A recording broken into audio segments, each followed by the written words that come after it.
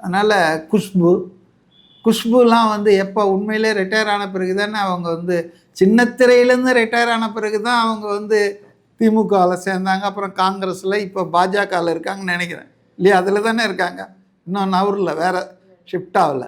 So அதனால் இப்படி சில பேர் போல் என்ன நினைக்காதீங்கன்னு தான் அவர் சொல்ல வந்திருக்காரு அப்படின்னு நான் நினைக்கிறேன். அதாவது நான் வந்து கேரியரில் வந்து செல்லா காசாயோ மார்க்கெட்டில் விலை போகாமலோ நான் இங்கே வரல. அதுக்கு மாறாக 30 வருஷமாக தமிழ்நாட்டு மக்கள் என்னை உச்சியில் வச்சு கொண்டாடி இருக்காங்க.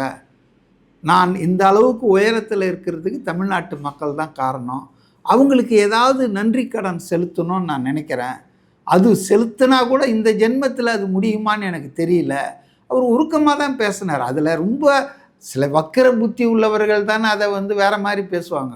அதனால் நான் ஏதாவது செய்யணும்னு சொல்லிட்டு தான் என் கேரியரில் உச்சத்தில் நான் இருக்கும்போது வருமானம் அதெல்லாம் விட்டுட்டு நான் வந்தேன் அப்படின்னு சொல்லத்தான் தன்னிலை விளக்கமாக தான் நான் பார்க்குறேன். அவர் மீது எய்தப்படும் அம்புகள் இருக்கு இல்லையா, விமர்சன அம்புகள். இப்போ இன்னைக்கு காலையில் கூட பார்த்தேன் செய்தி, எடப்பாடி பழனிசாமி பேசியிருக்கார் காஞ்சிபுரத்தில் நேற்று. இந்த மீட்டிங்கில் அவர் பேசுறதுக்கு இம்மிடியேட் ரியாக்ஷன் கொடுத்துருக்காரு. என்ன சொல்கிறாரு, என்ன இவர் வந்து கேரவானில் உட்காந்துட்டு சினிமாவில் நடிச்சுட்டே நேராக அடுத்தது செயலகத்துக்கு வந்து சீஃப் மினிஸ்டர் ஆகிடுவாரா? நாங்கள்லாம் 50 வருஷம் உழைச்சிருக்கோம், 40 வருஷம் உழைச்சிருக்கோம். சிலுவம்பாளையத்தில் நான் கிளை செயலாளர்லேருந்து அவர் ஹிஸ்ட்ரியை சொல்கிறாரு.